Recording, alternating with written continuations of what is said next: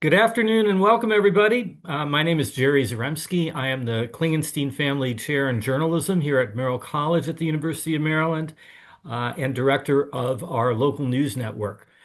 Thank you for joining us for the first session of our webinar series that we've put together with the good team at the Robert H. Smith School of Business. We're calling this series The Business of Journalism in the Age of AI, and we named it that for a reason. Artificial intelligence will likely revolutionize journalism as well as the business world. So we thought it was only fitting for us to share the vast experience that we have here at the University of Maryland with news practitioners and business leaders worldwide. The business of journalism in the age of AI stems from a successful conference that Merrill College had with the Smith School last June. Over the course of the day, thought leaders at the schools teamed with industry experts to offer a clear-eyed and sobering picture of where things stand with the business of journalism, as well as a look at what the future might hold. Afterwards, participants in our conference made clear that they wanted more, and so that's what we're providing to them now. Before we get going, I'd like to turn it over for just a moment to Rafael Lorente, the Dean of Merrill College. Thank you, Jerry, and I will keep it for just a moment because I am not the business of the day, so to speak. I just want to say a couple things. First of all, journalism is critical to a functioning democracy, but journalists are not going to fix democracy. We're not going to save it by ourselves, and we're not even going to fix journalism by ourselves. So that is why I am so happy and proud that the Robert H. Smith School of Business and its folks, my counterpart there and others, have been so enthusiastic about working with us. I think this is a great partnership, and I think this is how we figure out, get through some of the challenges facing journalism. And from my perspective, trust and the business model are the two things we need to fix, we need to deal with. So to have folks today talking about the business of journalism warms this old reporter's heart. I appreciate all of your work, and I appreciate all of you who have joined us today. I hope today's session and the sessions to come are productive, and I hope you give us some feedback about how we can make them better and how we can grow this project. Thank you, and I will step away. Okay, thank you very much, Raphael. I also want to turn it over to Widad J. Elmagrabi, the Senior Associate Dean for Faculty and the faculty's deans and the Dean's Chair of Operations Management at the Smith School. Widad? Thank you very much, Jerry. Similar to Raphael, I'd like to thank all of you for joining this webinar. For me, it's a little bit personal. It's funny. I don't know how many people in the audience can say they had a paper route when they were young. I did, right? And I had a paper route late 70s, early 80s. And it was how I got to know my neighbors. It was very much a community thing. And you start to think about journalism and the operating models behind it. And we're in a completely brand new landscape. And as Raphael mentioned, this is a really critical time to say, how do we take something that we cherish and want to make sure continues going forward? The dissemination of information, also the creation of communities and thought leadership. And then how do you bring in the expertise of it needs to be a business. It needs to adapt to the new technologies, the new challenges of our world, and do so in a timely manner. And so I similarly couldn't be more pleased with the creation of this webinar after the workshop, super successful workshop that Jerry helped lead in June, to keep this collaboration going, keep the ideas flowing, and helping us open up doors to making journalism think with a strategic business mindset for success. Thank you. Thank you very much, Widad. Our first session is titled The Economics of News in a Changing Landscape. And so let me begin by introducing our speakers. Daniel McCarthy, Associate Professor of Marketing at the Smith School, who will share with us his analysis of the economics of kind of a legacy news operation. Bobby Joe, Associate Professor of Marketing at the Smith School and my partner in arranging this webinar series, who will discuss subscription models. And Sarah Beth Berman, CEO of American Journalism Project, a groundbreaking nonprofit that's finding new ways to make local news work nationwide. Daniel will present first, followed by Bobby. Then Sarah Beth will talk for a few minutes and offer some reaction. We're going to give you plenty of time for questions at the end, but we are going to wait and not take questions during the presentation. Once the presentations are over, feel free to either raise your hand if you're on video or drop a question in the chat, and we will be able to take your questions. So with that, I will say, Daniel, take it away. All right, very excited to be here. Those who know me know I live and breathe one thing, customer lifetime value. And so when we talk about newspapers or we talk about retailers or really almost any business, a big question that runs through my mind is how much are they spending to acquire customers? How much profit are they getting after those customers are acquired? And what does that tell us about the business? So again, that's pretty much a universal constant for any business. And so it's a really helpful lens to think about the newspaper industry. And so, basically, I struck up conversation with Jerry. One thing led to another. Had great discussions with a company that gave us access to data for dozens of local newspapers. And with that, we were able to basically do a CLV analysis of sorts on them. So that's what I will be sharing now. So hopefully, you can see the screen. So yes, this is going to be all about just understanding these newspapers from a customer perspective.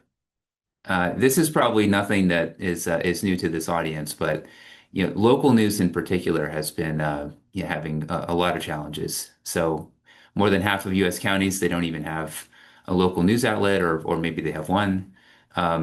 Advertising revenue has been falling significantly. It's down over 80% since 2005. Those print circulations that Wadad was involved with, they're also down 70% since 2005. And as a result, newsroom employment has also been falling. Um, and it hasn't been really slowing down very much. And there's been this big second headwind. Again, this is partially a series about AI. AI search has been eroding discovery. And so instead of going to a local news outlet and reading that news. Instead, they're just typing it into Google, getting the AI overview, or going to ChatGPT and saying, "Hey, what happened here?" They kind of read that, and then they close out the thread instead of clicking through to read that article and potentially be exposed to ads. And so, search referrals to small publishers down 60% in just the past couple years. So a lot of real headwinds here. And so again, the big question that I would ask is we can look and see what's happening to revenue, but a big question is what's happening to the customers. And so, this whole framework of thinking about how much are you spending to acquire customers, how much are you getting on the other side, that's really, that's what I wanted to focus on today. So that's the lens that we're going to bring to this. And the goal would be, again, to understand, how do these local newspapers look when we apply that lens. So I kind of alluded to this just a moment ago on the title slide, but we had this great data from over 30 local newspapers over a fairly long span of time. So, middle of 2019 through last year. And we had pretty much everything. So all of the kind of transaction log data, who spent what, when, and we also had the marketing data. So we can see how many customers were acquired over time, how much was being spent in terms of marketing to bring them in, how long were those people staying after they were acquired. And that's really, what we need. Those are like the raw ingredients to be able to do this sort of analysis. So you can think of this as being kind of like the average performance of a local newspaper on the East Coast. And that's basically what this is representative of. So first cut is just to look at the number of active subscribers over time and how much revenue we're getting per active subscriber. And the general trend has been slightly down over this kind of 4-year time span. So the number of active subscribers has been declining about 2.5% per year across the entire customer base for these local newspapers. But monthly revenue per active customer has been steadily increasing. And so actually those have kind of been canceling each other out. So if you look at revenue, revenue has been relatively flat. But the reason why is because the number of people in the base, the number of people who are paying has been decreasing, but we've been monetizing them a bit better. They're paying a bit more. And so, we would call this at the B school a premiumization strategy, that you have an increasingly smaller number of people who are paying more, typically through price increases. And so a question then is, are we kind of borrowing from the future? How much can we increase prices before those people who have been loyal decide to cancel their subscriptions? And so a big question then is when we think about active customers, why is that slightly decreasing? Is that because, we've been acquiring just as many customers as we always have, but they're churning out a bit faster? Is it because acquisitions have been muted, but the people who are staying, they've been just as good as ever? So that's really what this is about over here. So this is just how many people started a new subscription to one of these local newspapers. And we can see this has been falling off a cliff. So again, active customers down 2.5% a year. New customer acquisition has been falling at like 22% per year. This is kind of the elephant in the room. Really one of two. And we'll talk about the second one in a moment. You can see over here, starting kind of middle of 2023, it seems to have kind of stabilized a bit, which is good. So, we're still at kind of below historical levels, and it's unclear that this is kind of swinging back up. But, hopefully, if that were to go flat, that would be, in general, a good thing. So, customer acquisition is a big issue for local news. And I could show you the corresponding charts for retention. We'll get a glance, we'll get a swag at it a few slides from now. But what you'll find is that retention is not the issue here. When people are acquired, these new acquisitions in 2024, they're fine. It's really just there's so few of them. And so, again, at the B school, we would call this switching from a growth model where you're trying to acquire more customers to a harvest model where you don't have as many people coming in. And so the game is how can we squeeze as much juice as we can out of all the people who have already acquired? So, big thing then is the existing base. And that's easiest to see when we look at a chart like this. So we call this is one of my favorite charts. It's called the C3 or the customer cohort chart. In this case, it's the customer cohort chart for active customers. So just the height of the bar represents the total number of active customers. But now we have it kind of broken down using this heat map into, well, how many people who are active in Q1 2025 were acquired, before 2022. And that's what we can kind of see. The red cohorts are the ones that we acquired earlier on. The blue cohorts are the ones that we've acquired more recently.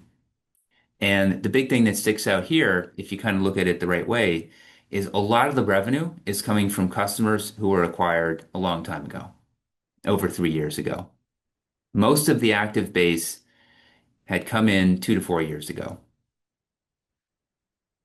And so one would imagine, unless there was a dramatic change, that this pyramid is going to continue to be even more and more and more tilted towards the composition. The mix is going to shift even more towards these longer tenured customers.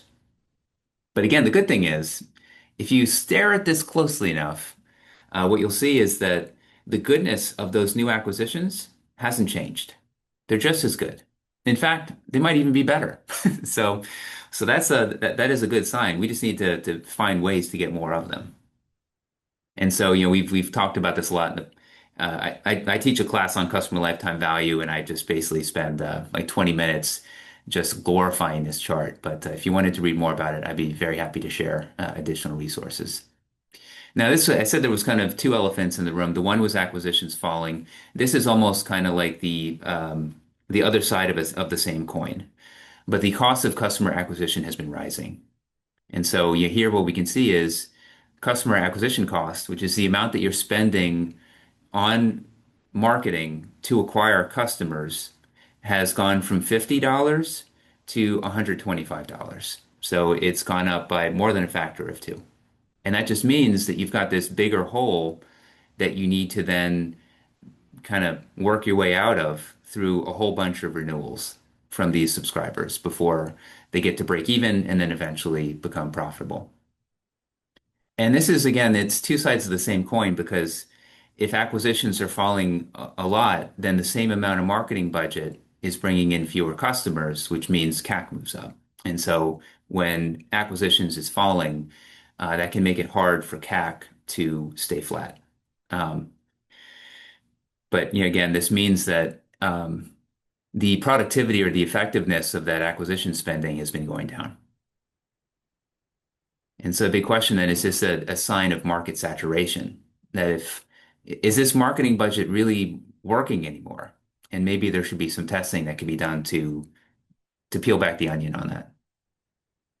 So just to kind of zoom out, um, local news has become a retention business. Most of the activity is coming from people who were acquired a long time ago. You've got new customer acquisition falling sharply. The amount that's being spent to acquire customers has been going up sharply, which means you need to make that much more to kind of make up for the initial investment to bring the customers in the first place. You do have this bright spot that those new customers are still good, but it's showing signs of harvest mode economics because just it doesn't seem like that spend is really doing a whole lot for these firms. And increasingly, the game becomes how can we extract as much value as we can from the existing base. I do think that AI search is it's just almost accelerating some of these trends. That you think about that 22% per year decline in customer acquisition. AI search, again, in status quo, has the potential to accelerate that, to even bigger numbers. So again, there's kind of different trajectories that are often taken by businesses that are in harvest mode. Um, milk it and fade, where you're kind of just taking as much as you can while it's still there. But the long-term outcome may not be quite as favorable. Obviously, we would not want that. Um, harvesting it to subsidize the next big thing. I don't know what the next big thing would be. I think that other speakers as part of the series would be much more knowledgeable about that. But that could be a more positive outcome. Consolidating, to squeeze the orange harder. So oftentimes a lot of these companies, they have a lot of overhead. And so you kind of bring them all together and they only need the overhead for one time. And so you can be able to sustain more business off a smaller overhead base. And so that could be potentially promising. And what we don't want is that we don't take the actions that we need soon enough. It seems like this is a space where we really need to take action. So again, these are kind of the four big takeaways, I think. What do we need to do? It feels like we need to fix acquisition somehow. Retention is fine. This is an acquisition. There are acquisition issues here. Same time, we don't want to poke the bear with our best customers. If 81% of your base is coming from these MVPs, these people who've been around for a while, you don't want to raise the price by a factor of two. Because at some point, you're going to get to a price where they say, you know what, love local news, but it's too high of a price to pay. It could be that you fight fire with fire. So to the extent that AI can be used to help doing more with less, that could help right-size the economics through the cost structure. And again, the fourth point kind of goes back to the second point that we want to tread carefully with pricing. So that's all that I have. Hopefully it's been helpful, and I will pass it off to Bobby. Okay, Bobby, take it away. Wonderful. Thank you, Jerry. Thank you, Dan. Uh, just a very brief overview of what I'm about to cover. Before I do that, I wanted to make 2 points. Number one, I don't have slides. I plan to highlight five key models. I hope that can inspire everybody who is running local business organizations to use. I believe them to be extremely practical. Number two, I teach two classes here at Smith School. One is called Pricing Strategies and Analytics. The second class is called Platform Transformation. So, what I'm about to talk about today literally lies in the intersection of the two classes, which is news organization as a platform and how do we price them? How do we properly monetize them? Okay. And I think a lot of us are very, very interested in money, more specifically monetization. Okay. So here he goes. Essentially, if you only have a 15-second attention span, as long as a TikTok video, here's my main takeaway. I believe that modernizing local news requires moving beyond the subscription versus advertising binary. In 2026, the most and beyond, the most successful models treat local news as essential community infrastructure. In other words, local news organizations should really position themselves as a multi-sided platform, okay, rather than a simple digital product. That's the 15-second takeaway, okay? And next, I'm going to outline 5 very practical and creative ways to monetize local news while boosting engagement and accuracy. The first one, I would like to call them the value exchange and rewarded access. Okay. What does that mean, rewarded access? Instead of putting on a hard paywall like what New York Times, Wall Street Journal, and Financial Times are doing, right? Which easily blocks a ton of readers, especially those casual consumers. I think local outlets should be actively thinking about using structured opt-in moments. More specifically, I would encourage the option to be offered, the following option to be offered. A reader pays for an article by engaging with a sponsored experience, such as taking a 30-second local survey. For example, if you live or commute around the College Park area, I'm sure the construction of the Purple Line has somehow been affecting your commute. Okay. But if you need any suggestions, okay, any specific feedback, I think it would be really valuable, okay, for a local news network to put up a survey, right, to survey commuters and local residents. And that data it generates will be extremely insightful, okay, for multiple agencies. And so a 30-second local survey could be one way to go. Another very practical way to monetize could be to watch a short video from a community business. Okay, it could be a local pizzeria, it could be a local barber shop. Okay, the key here is to not establish a hard paywall. We want to draw in as much traffic, consumer traffic, as possible. All right. Now, the second part of the first point is engagement and accuracy. If we can have high engagement and accuracy, this definitely reduces paywall friction for lower income users, while providing advertisers with high intent data. Newsrooms can use those surveys to fact check local sentiment or gather leads for investigative stories. Friends, if you think about it, point A and point B, right? They are very much complementary, okay? They can lead to a very positive circle. You run some surveys, you generate some leads, you offer some insights or some leads on what are the stories that interest local readers the most. Okay, and then you send investigative forces behind those stories, right? And this can create sort of a win-win-win situation.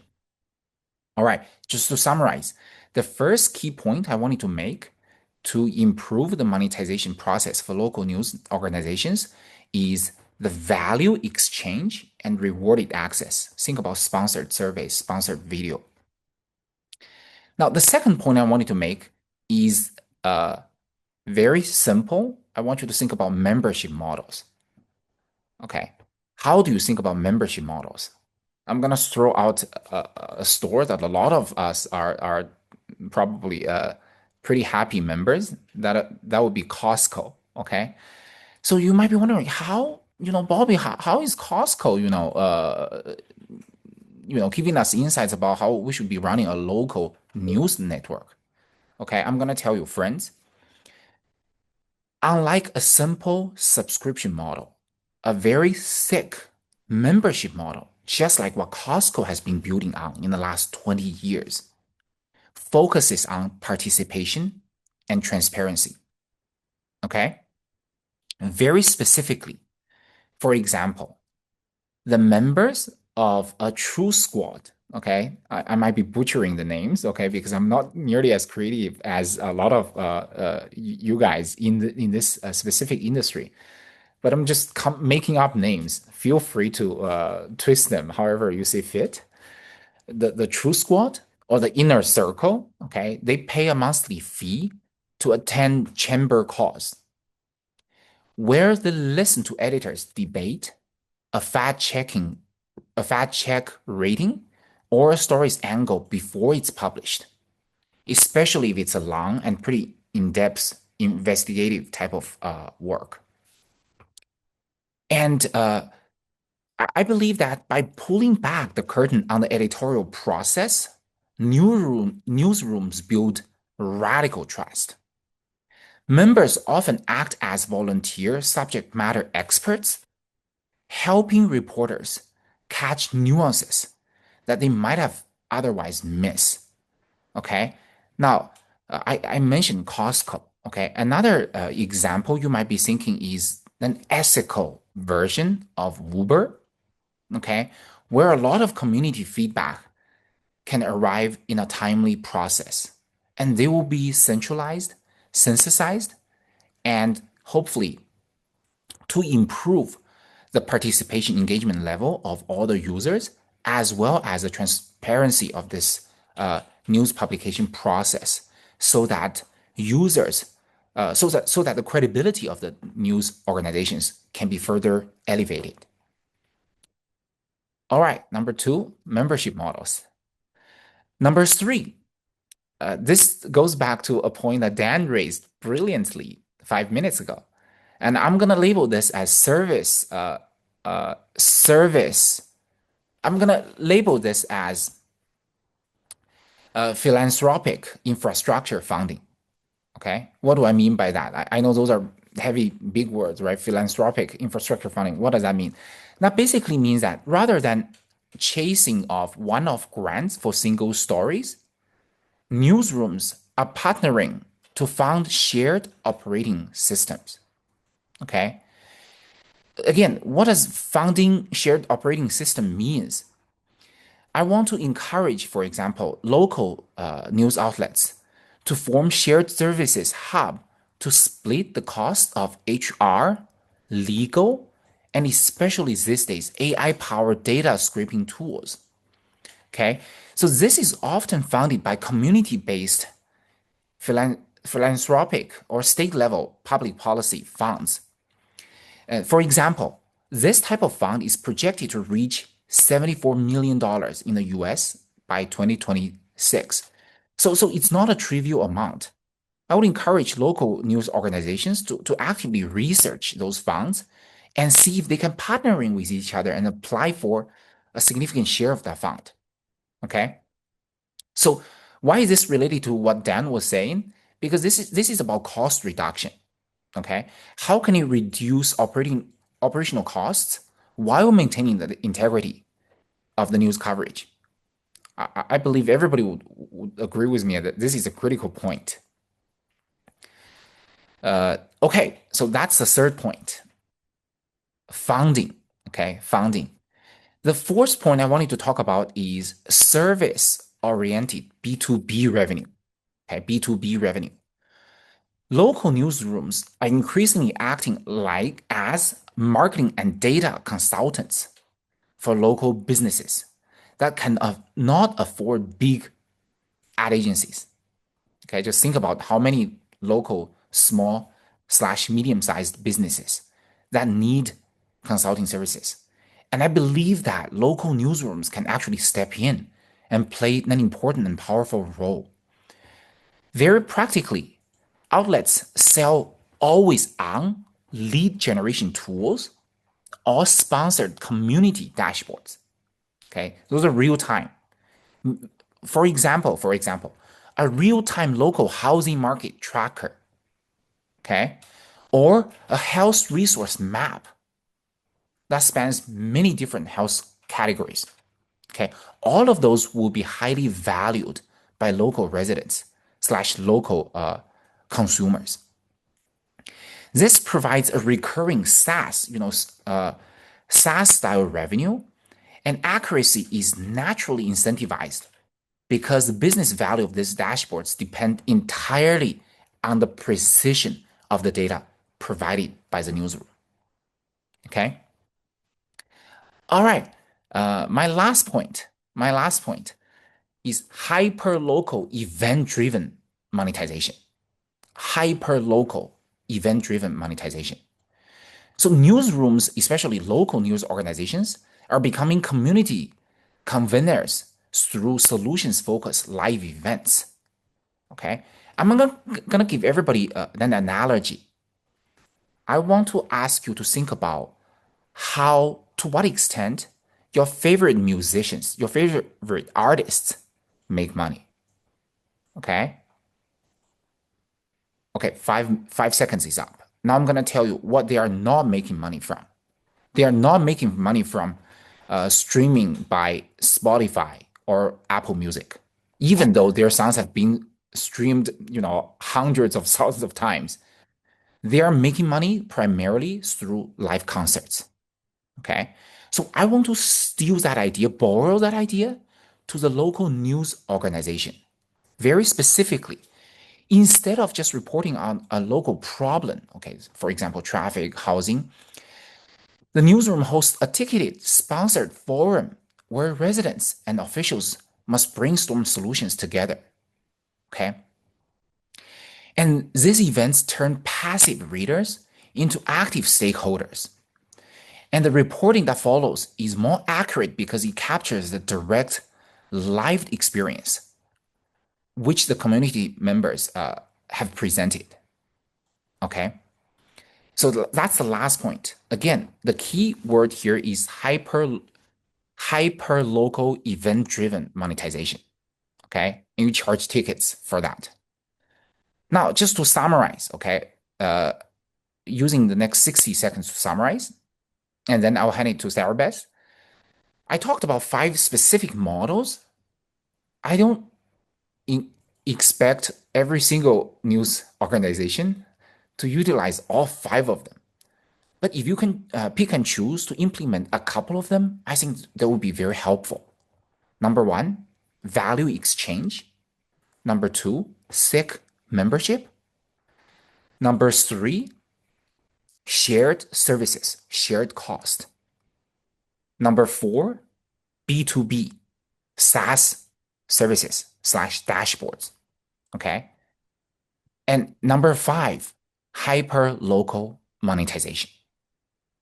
All right, I'll stop here. Thank you so much. Okay, thank you, Bobby. Sarah Beth, I saw you nodding quite a bit. I'm not surprised. Why don't you take it away and tell us more about American Journalism Network? Excellent. I'm so happy to be here and grateful for the invitation to share. I really appreciated the remarks from my colleagues. I thought Dan did an excellent job bringing to life the real challenges facing local journalism and the real kind of market failure that local news is suffering from. And I thought Bobby brought to life so many exciting ways in which news organizations can reimagine the business model. And I'm thrilled to say that a lot of the ideas that Bobby put forward, we're starting to see bubble up across the country. So I'm going to talk a little bit about the American Journalism Project and our work and how we approach the work. First, Dan made very clear that the last 2 decades we've watched the unraveling of the American newspaper industry. I won't repeat the stats that Dan so clearly articulated, but we've come to really see this as a market failure. The rise of the internet fundamentally disrupted a business model that was largely reliant on advertising revenue. And that advertising revenue has moved elsewhere from Craigslist to platforms. And now these news organizations that once only relied on a small portion of their revenue coming from subscriptions are now relying solely on that. And as Dan articulated, tough business model, particularly when we're also seeing distribution shift so dramatically. Of course, very few people are now reading their news on their doorstep every morning. They're reading it online in their inboxes on social media. That's how they're getting their news and information. The research on the implications of this decline of local news is extensive and really clear. The decline of local news is having very insidious implications on the strength of our communities and ultimately on the health of our democracy. We know that when communities lose local news, voter engagement declines, civic engagement declines, government waste increases, public polarization increases. We are less likely to split our ticket because local news has declined. We used to vote by the issues because we knew about the issues. Now we vote by the political team. And so for all these reasons, we've come to believe, as Bobby put it, we need to be regarding local news as a public good. And so increasingly, we are seeing a new model for how we sustain local news across the country through nonprofit news organizations. When we talk about nonprofit news, we're not talking about the tax status of 501c3 organizations, although they are that. What we're talking about is a really realignment of thinking about, first and foremost, the mission of these organizations, which is to deliver a service to their communities, to help weave communities together, to help bring transparency and accountability to communities. But then also, this new model allows for a lot of the kinds of revenue opportunities that Bobby talked about. Tapping into philanthropy, which is a huge market in our country. Tapping into appealing to members, not just as a transaction, like you would, your Netflix account, but as an appeal to members to help support this community asset. And of course, the value exchange that you can provide to businesses. So what we're finding is this kind of reimagining of local news as a civic model, rather than what was a huge wealth driver in the country, and a very profitable business for a long time in the heyday of the American newspaper industry. Many of these models and the ones we invest in have a few attributes to them that I'll bring to life. First, most of them are digital first news organizations, which means that they have a much lower unit cost than the legacy papers that owned printing presses and printed papers. And as we heard, we're hired people to then go out and deliver these newspapers or have radio towers to deliver news through radio. This is just a much lower cost model when you are basically just paying for journalists and then the very low costs of running a website and pushing that out through social media.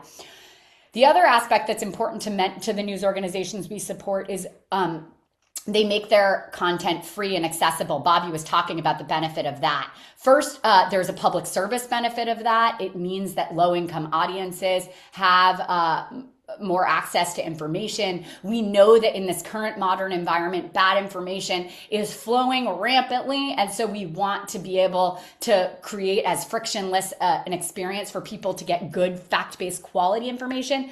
We also know from an audience trend perspective, 53% of people who seek just go, when they hit a paywall, they just go elsewhere. They don't actually pay for it. So we're turning away 53% of people that we could be engaging. And then the other is that because the nonprofit model is not driven by a paywall, you can be more platform agnostic. As Bobby said, your platform can be a community event. Your platform can be delivering slides on Instagram or videos on video first on TikTok. And so that allows for these organizations to be very nimble in how they're getting verifiable news and information out. On the right, you can see some of the news organizations that we support. Here, you'll see very diversified business models, bringing in revenue from philanthropy, from individuals, from members, from earned revenue. And often that earned revenue, as Bobby mentioned, are events or sponsorship models like he talked about, the exchange where you read a story and then you also have the opportunity to hear from a local business through sponsored content that's being served to you. So we're seeing more and more these diversified revenue models. If you remember, the old model was about 80% advertising and 20% subscriptions. Now we're seeing increasingly these mixed revenue models based on local news as a public service.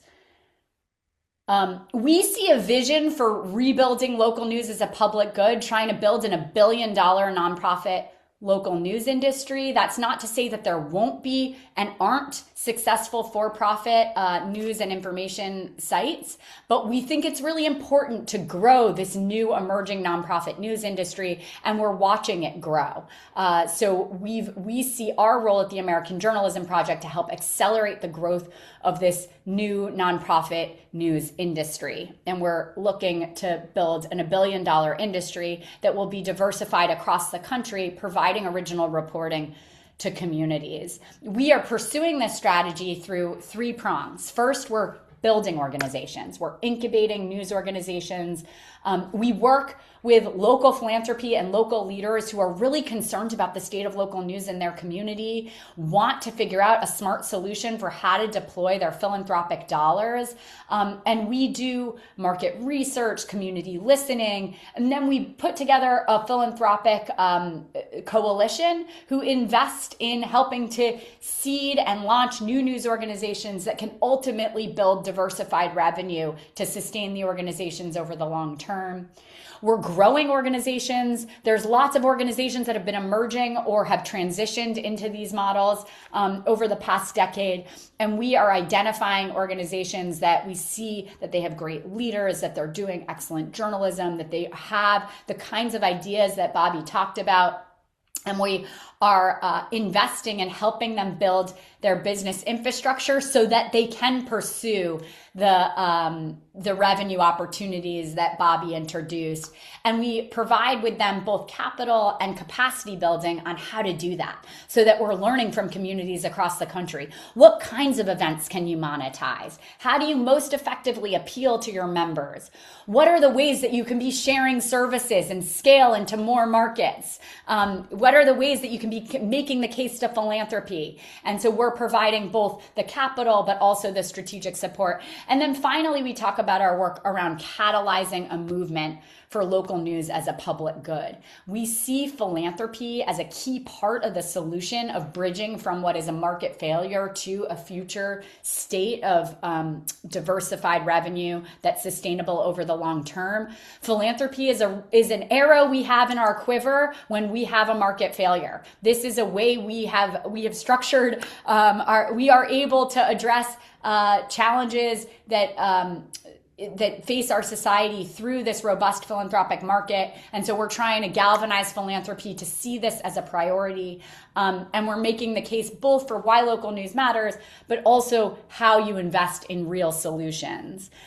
We now have a really extraordinary portfolio of over 50 organizations across 37 states, reaching 100 communities. They're diverse in really every sense of the word, diverse geographically from Puerto Rico to Hawaii to Vermont to El Paso to West Virginia.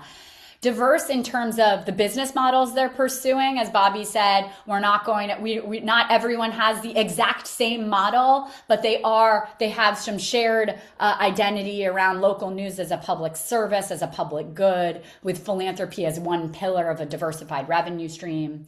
We have many organizations that are pursuing multi-local models, meaning they're sharing their back office, their HR, their finance, their technology, but then they're serving multiple communities with newsrooms of reporters off the back of that same infrastructure.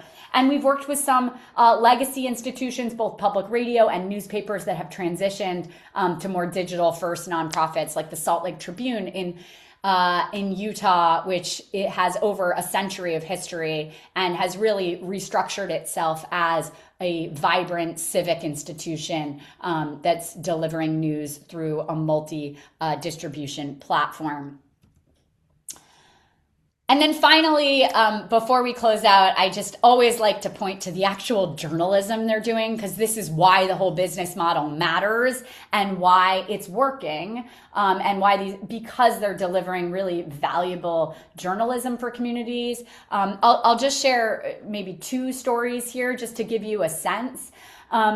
In terms of accountability, we fund a fantastic organization in Pennsylvania called Spotlight PA, the largest statehouse newsroom in Pennsylvania. They also have local news bureaus that are covering local news for local markets. So they're covering the statehouse, but they're also, for instance, in State College, Pennsylvania, they've launched a bureau there. For instance, they did a story last fall in which they found that the Penn State Cancer Center, which was a celebrated center, had actually a pattern of really rampant mistakes with chemotherapy, treatment delays, a really toxic workplace.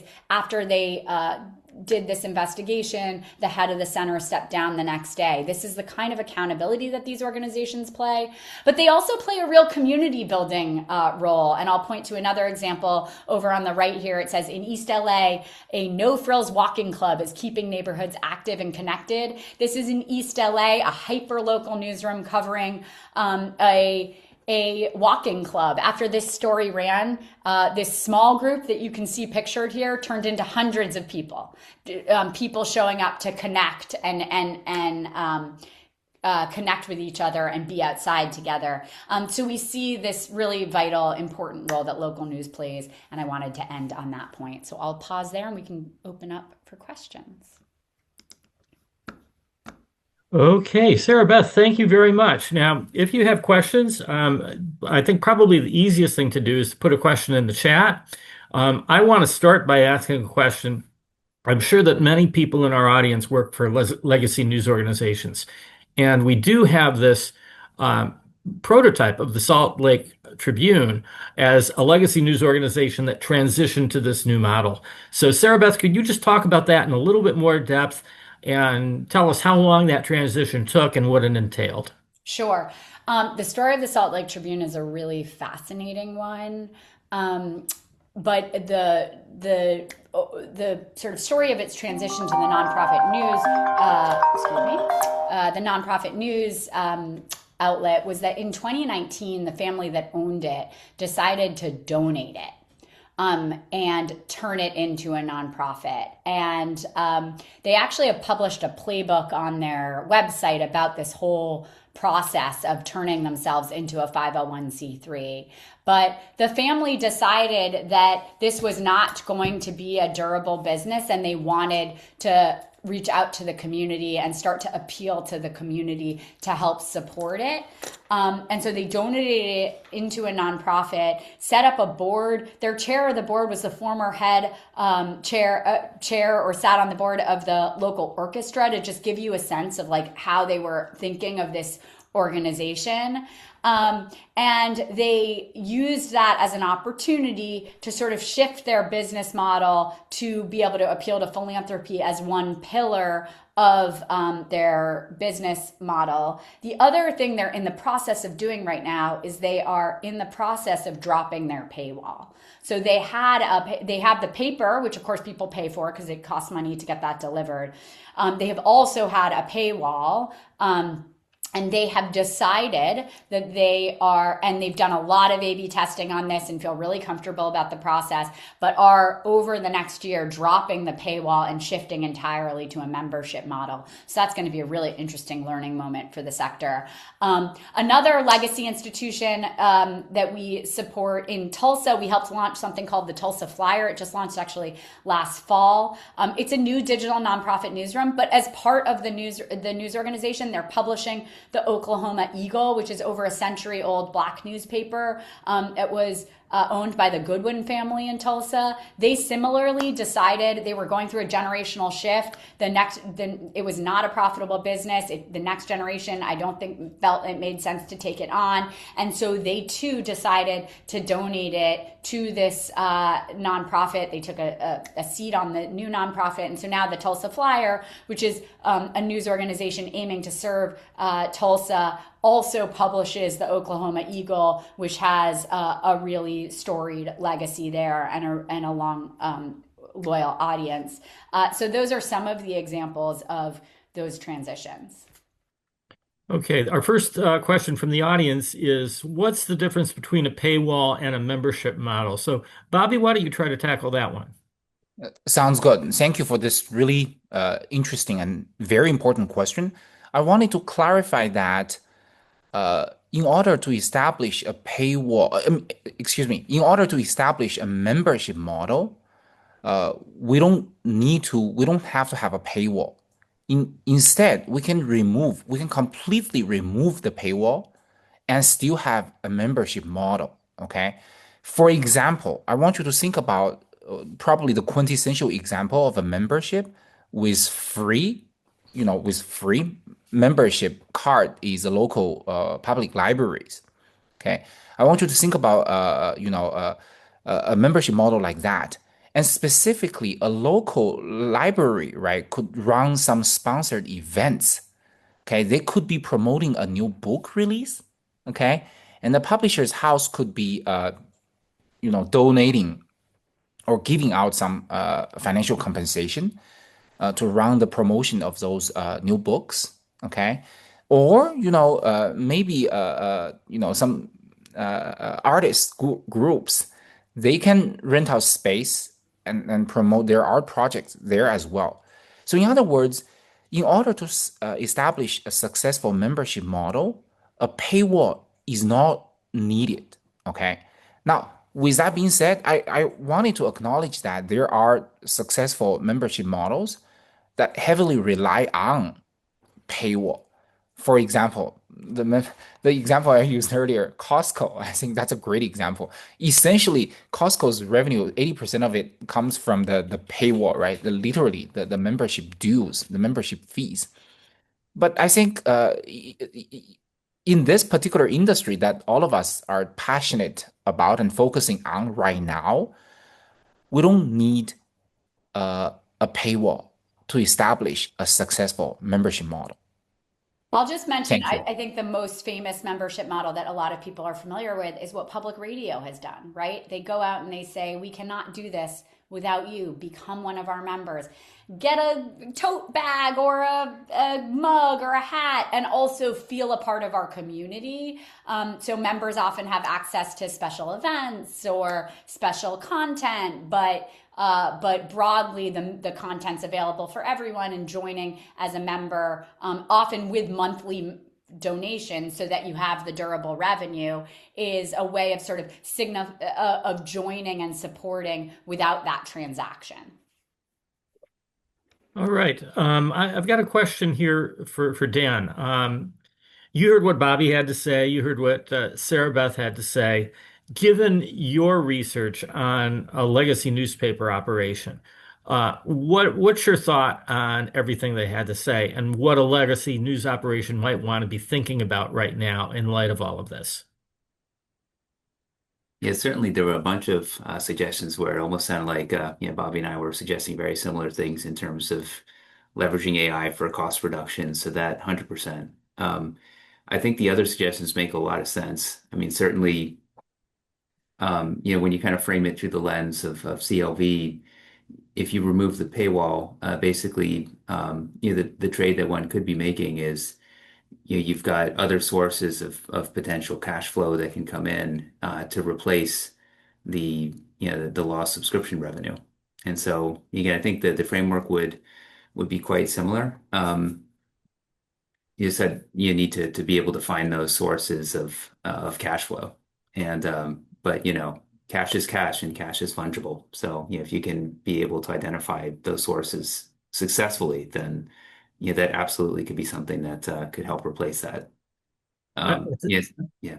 Mm. I think one challenge that we face with legacy news organizations is that so many are owned by chains, and so many of the business decisions are centralized. And because of that, it may be difficult to, suddenly start deciding, hey, we're going to drop our paywall and switch to a membership model.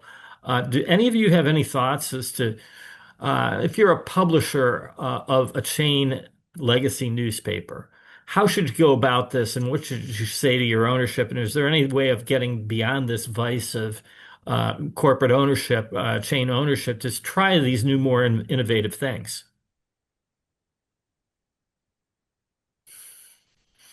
It must be a good question because no one's answering it. This is I'd such say that a beautiful and very, very tough question. Where do we start? You know, I let me start by saying this. I think we need to do a better job communicating, okay, to both sides of the market, to the management, to the stakeholders, that news stories, high quality news stories, really are not just a regular service. It's a vital piece of public service, as our best beautifully puts it.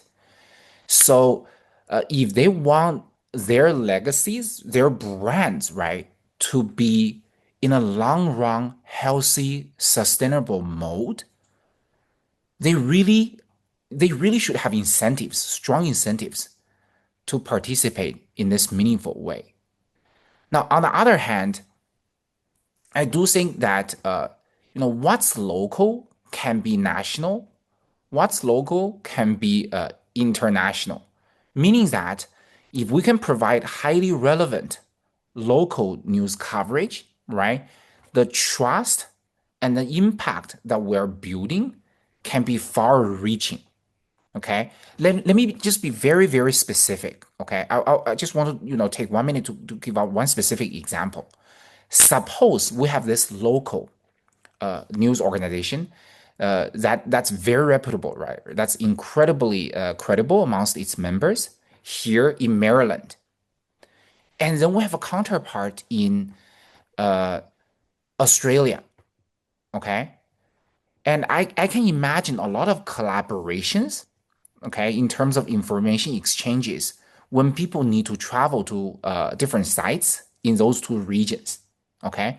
And there are a lot of opportunities for collaboration and business transactions across those regions as well. So this was what I meant by local can be international eventually. Okay. Just one other One, small point.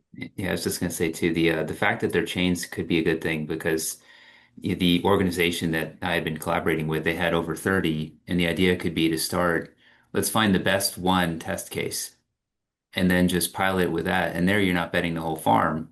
You've got 35 of them in the portfolio. Get it working, get the learning, apply that to the next one. But that way you're not betting the whole business on this working.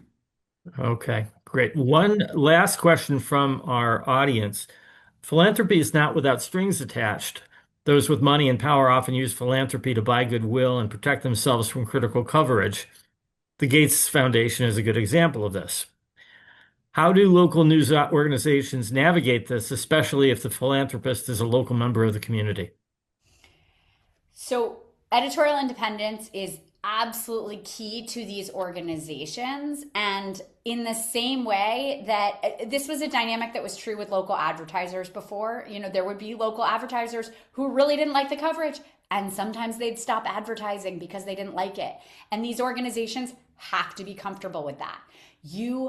When you are supporting local news, you are supporting it because it is a public good, because you believe it's important for your community to be informed.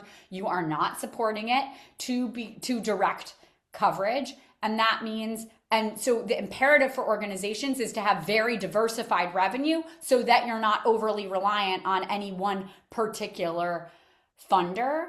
ProPublica, a very prominent multiple times over Pulitzer Prize winning investigative newsroom, is entirely philanthropically funded, but they have 80,000 funders. And so And there are funders that pull. They don't like the reporting. They don't. And so the problem with journalism, of course, is that in its purest form, it would have no money attached to it, right? You don't want corporate interests. Even reader interests is what drives rage headlines, to get attention. Philanthropy has, government funding has problems. So the answer, since of course it costs money, then the next best is diversified revenue and clear guardrails and values around editorial independence, which luckily American journalism has a long legacy of. Okay, great. We are already past time, but I do want to just take a few minutes to offer some thank yous. Dean Rafael Lorente of Merrill College and Dean Prabhudev Konana of the Smith School have been incredibly supportive of what we're doing, so thanks to them.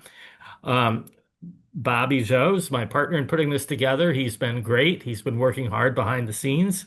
Clayton Ritchie has made this all work technologically, which is a mystery to me. Millicent Locke and Tony Richards from the Smith School and Josh Land from here at Merrill College have done a great job promoting this. And we also need to thank our sponsor, JP Morgan Chase, which is funding the promotion of our program. So thank you for joining us. And please join us if you can for our next webinar, which is called Improving the Visibility of Local News and Building Subscription Success, which is scheduled for noon on April 17th. I hope to see you then. Have a great afternoon. Thank you very Thank you, much. Jerry. Thank you, everybody. Thanks to everyone.